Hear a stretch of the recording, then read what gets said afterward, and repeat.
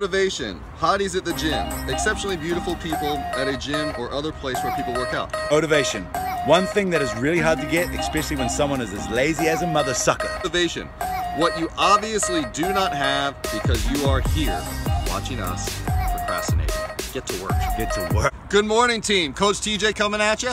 Coach Hunter right here, and we're here with episode 2 of Far Outside the Coaching Lab, down here at Bumpo Park today again. Another amazing day. Look at we've got the sun out. We've got the floating islands behind us. I don't know if you guys can see all this with this filter we have going on here. It keeps us nice and close to the camera. Beautiful spot. We're going to start our stopwatch because having motivation, which is our topic for today, is also about being very disciplined. And we have what's our time slot for today's podcast? We're going to try to keep it around 15 minutes, team. One piece of feedback we got from the last one was maybe we ran a little too long, but man, we just had so many nuggets to share and so many questions from other people. Yeah, it's really tough. So as you just said, our topic for today is motivation. We mentioned it over the week, trying to get some questions and feedback from everybody. So we're going to try to address some questions, some other thoughts, and just bits and pieces related to motivation.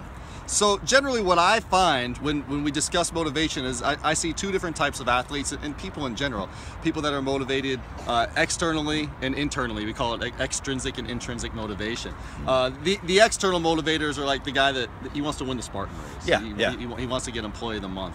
Where the internal motivators are something you'll see maybe in the armed forces, things like that. People that do it based on honor, based for internal rewards, personal independence, things such as that. It's a good one, eh? And I mean, it's a funny one. You sort of hang that carrot for a little while and people are like, yay, bonuses, yay, rewards. Yeah. But sooner or later, that reward, if you're not getting like the feedback for, doing a good job, and you're not getting all this other sort of directional, motivation from outside, it's for inside, it really just becomes nothing. Absolutely, absolutely. And you see with people, everybody is motivated by both, but some people may be motivated more on the external side, whereas some others may be more on the internal side. I love it if somebody comes up to me and says, hey, you did a great job today coaching, or you did a great job today at work. That always feels good. And if you don't get that for a while, you start to kind of feel like maybe I'm not doing something right. Yeah, that's However, right. Though, what is that the real reason you coach? That's right. Yeah.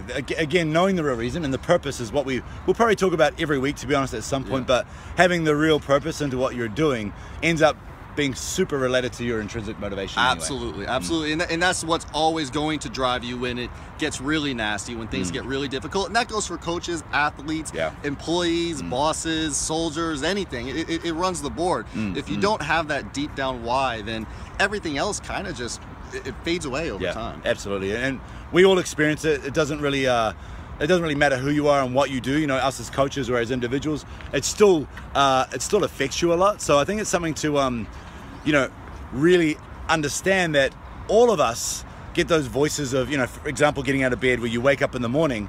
The internal dialogue is always, you deserve more sleep, stay in bed, you've earned it. All these, bullshit kind of excuses that come into your mind. But we all hear that. It's whether you decide to listen to it or not is what makes you a champion. Absolutely, and sometimes what we say is you should always choose the hard right over the easy wrong. And I actually had that even happen to me this morning. My goal this morning was just a simple, quick workout of knocking out 50 pull-ups and 50 bar dips over at a little gym right next to here, little gym next to here.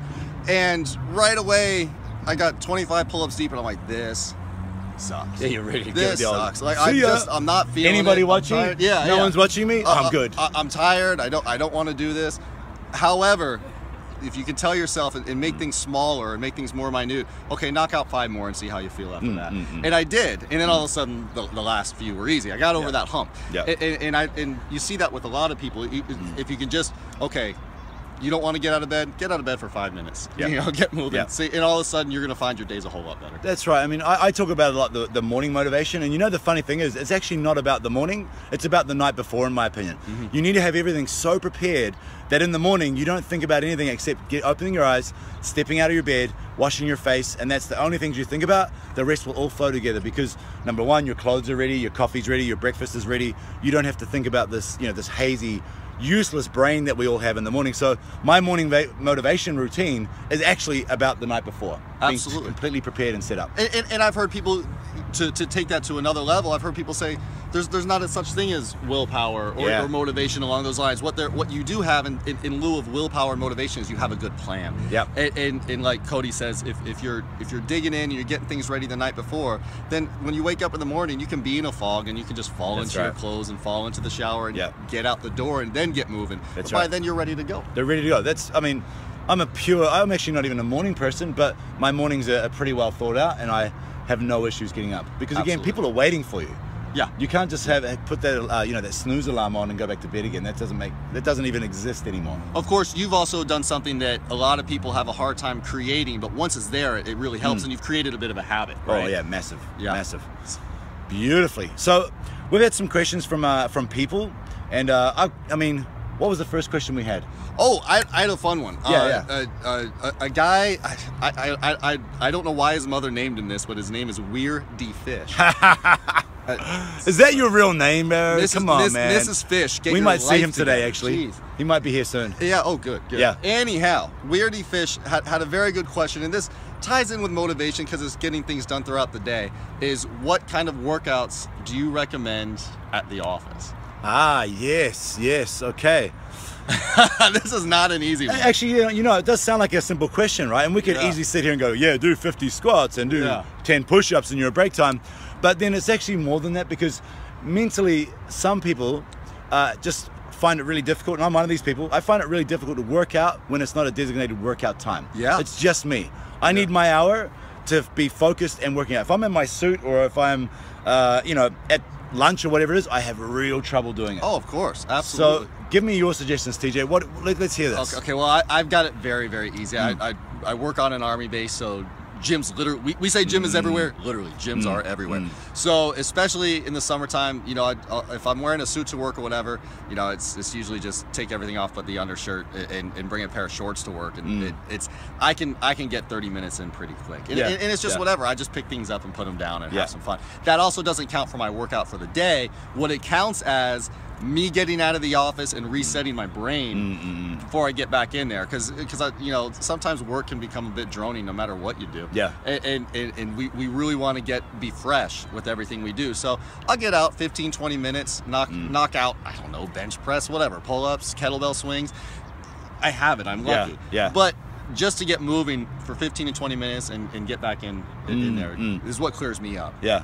So I think the main thing is it goes back to that game plan again, right? Like if you know your day the day before, even a week before, you know exactly what you're doing at what time, then it's no longer motivation, it's actually discipline. Absolutely. So if you got a 30-minute lunch break and you've already scheduled a 30-minute workout, then that's not negotiable. Absolutely. You've just got to do it. And along those lines, I don't think of my programming when I do this. So, I have programming that I do, especially with races coming up, things like that.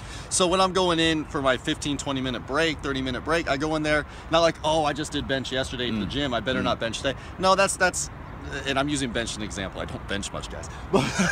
You better tell, bro. Yeah. But I just did kettlebell swings yesterday. Why would I do them today? And that's not really the point. I can do them again because this is just a reset. I don't have to go heavy. I don't have to go hard. This is just a mental reset for me. So it does not in any way, shape, or form tie in with my programming. And I see a lot of people make that mistake. They're like, oh, well, I'm so limited because I did this, and this yesterday. Yeah. So what? Go lighter. Do it again. That's not going to be a bad thing. And that touches on that whole, I love this one, the whole, I think I'm overtraining. Yeah. I'm pretty sure most of us, and I say us because myself included, there's no way you're overtraining. You know what it takes to really overtrain? Now, you might be getting exhausted and being tired, and you may be spending a lot of time on your legs, but based on your intensity and your style of training, to get to a point of overtraining, it's very hard to do. Absolutely. Very hard to do. Absolutely. And that kind of ties us into where I wanted to go with somebody else. NMR had a question of, how do you handle overtraining? And this is a fun motivator. Let's distinguish what overtraining means, because does overtraining mean training a lot, or does it mean training a lot to the point where your body is starting to go negative side effects or negative effects on your system? Here's what I define overtraining as. Poor programming. And what I mean by that is somebody who is consistently doing 100 burpees every day and not doing anything else. There's no variety in their workout. They're just constantly crushing it every day, but doing the same movements. And what happens with training, recovery is a major factor in training. But that doesn't mean day off per se. It means body part off. It means, okay, well, I did a 10K run yesterday. That was an endurance type of event. Yeah. Maybe today I need to be doing squats, and maybe I need to be doing them. Maybe I need to do something a little faster because that 10K run was kind of a long, slow burn. So I don't know what. It's hard to define overtraining more so than it's easier to define bad programming. Yeah. And I think overtraining, you might think I'm training a lot. You know, like I'm doing 4 workouts a day. But I mean, if you can handle 4 workouts a day, you're not overtraining. You're just training too many times a day with no intensity and no real purpose and focus into every workout. Because if you're training correctly, 15 to 20 minutes is a very long time. An hour is a ridiculous long time. So if you're training for 3 to 4 hours a day and you can do that every day, number one, maybe you've got amazing programming because you can actually do that. And number two, maybe you're getting nothing out of it. Like, I don't, personally as a coach, if you're quite new to fitness or you're pretty fit, but you're training 3-4 times a day or even twice a day at times, I would really question your intensity and how much effort you're putting into each individual workout. Along those lines, speaking of overtraining, I do have a good friend of mine who's feeling this right now. And the reason being, he's an avid mountain biker, but he needs to lose a few pounds. And what he's done is he's decided to pick up long distance running in order to lose that. So you know what's happening now. His ankles are breaking down, his knees are breaking down, and he's really, the weight's not coming off. So that's an example of kind of poor programming with both nutrition and with training. He needs a bit more high intensity stuff. With that isn't as hard on the joints. And for one, you're going to save save a lot of time. So always the go-to for weight loss from most people is, I'm going to start running. And it's kind of like, number one, do you enjoy running? And most answers are no. So why the hell are you running? And if your coach is telling you to do that to lose weight, then guys, this is a very short term and you're going to fail at some point, get injuries, get bored. So get some shorter, high intensity interval training going on. You don't have to be working out for hours to get that weight loss. It's ridiculous. This ties right back into the motivation too, because you're going to lose your motivation, intrinsic, extrinsic, whatever. You're going to lose that motivation if you think that every workout has to be an hour, 2 hours long. That's right. If you can break yourself off in 20 minutes. You can break yourself off in 10 minutes. Shout out to 4TP CrossFit, by the way. You know, I'm in recovery from hernia surgery, and I did my first CrossFit WOD this week. And in 13 minutes, I have never felt so much pain. Well, in 4 months, I have not felt that much pain in 13 minutes. So Jeff Lee, 4TP CrossFit, I cried a little, I threw up a little, and I really, really thank you. We have one question left, guys. One question left from the amazing Coach Badger. His question is this, and it really is a great one. Basically, I wanted your opinions on how to motivate clients who are struggling. They know they need it, they want it, but struggle with the day-to-day. By the day-to-day, he means, you know, just getting into those habits. And they have very negative views of themselves and a feeling that they will never achieve what they want physically.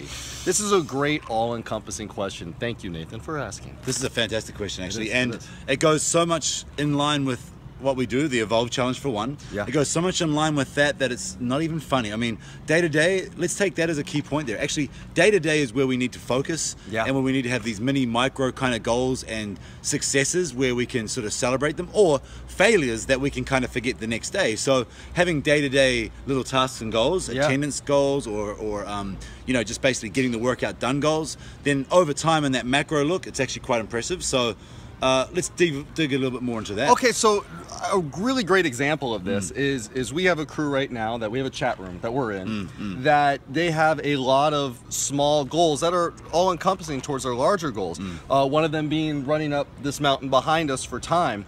And a couple of them have been hitting every week. And you've seen sometimes they'll be a little slower than they were the week before, what have you, that happens. But the overall pattern has been faster. Their times have gone down, and they're seeing that every week, and they're seeing that change every week. And if they were a little slower, they know why, and they know what to tweak to make themselves faster the next time around. And that's just one of the things that they do day to day. They do a lot of different things that, you know, deadlifting, whatever different goals they have that they want to get a little stronger at. Each one of those, all of those tie into a week's worth of work that should make you feel amazing. That's right. So I think it's changing the mindset to understand your purpose, but also if it's losing weight is the goal, well then, as we all know, focusing on that goal is actually really stressful and can cause you to go backwards and yo-yo and do all this crazy stuff. So that is kind of like, write it down, put it to the side and put it to rest, and now focus on achieving your daily, your weekly, and your monthly goals, which are attendance and behavior and habit goals.